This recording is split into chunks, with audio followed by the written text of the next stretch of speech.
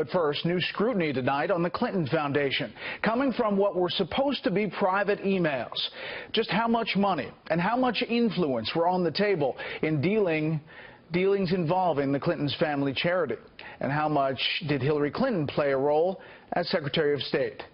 Chief National Correspondent Ed Henry has tonight's top story. Good evening, Ed. Good evening, Brett. We've heard a lot about the former President Bill Clinton getting a $1 million check for that foundation from Qatar. This time we can directly tie Hillary Clinton to a much larger check.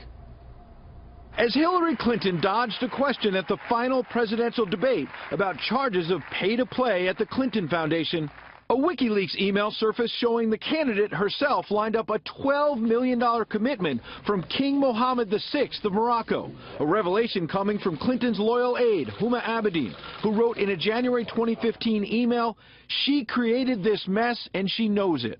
The mess refers to Clinton initially agreeing to speak at a May 2015 Clinton Global Initiative event in Morocco, though Politico reported at the time a $1 million contribution from the Moroccan government might stoke more controversy. The contribution was actually far bigger, $12 million, according to the email from Abedin. Responding to top aides Robbie Mook and John Podesta, they were worried it would harm the April 2015 launch of the former Secretary of State's campaign. Mook writing, "Came up on our call with HRC. John flagged the same issues we discussed, Huma. HRC said she's still considering." Abedin replied, the condition upon which the Moroccans agreed to host the meeting was her participation. This was HRC's idea. Our office approached the Moroccans, and they 100% believe they are doing this at her request. The king has personally committed approximately $12 million. In 2011, Clinton's State Department charged the Moroccan government was behind arbitrary arrests and corruption.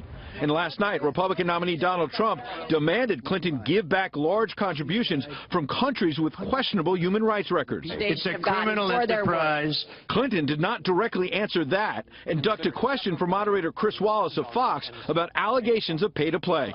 Everything I did as Secretary of State was in furtherance of our country's interests and our values. The Moroccan event ended up being led by Bill and Chelsea Clinton, while Hillary Clinton skipped it, even though Abedin warned it will break a lot of China with the Moroccan government.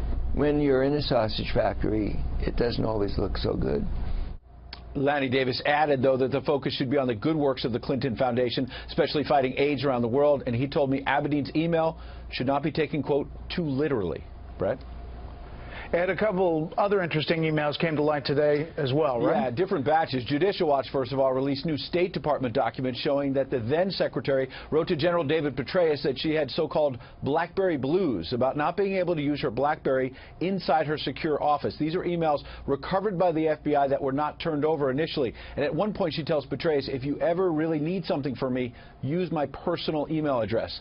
Then WikiLeaks had an email from former Clinton intimate Doug Band. He writes to John Podesta in 2011, he was frustrated about being forced to sign a document guarding against conflicts. Band writing, oddly, WJC does not have to sign that document, even though he's personally paid by 3 different sponsors of the Clinton Global Initiative.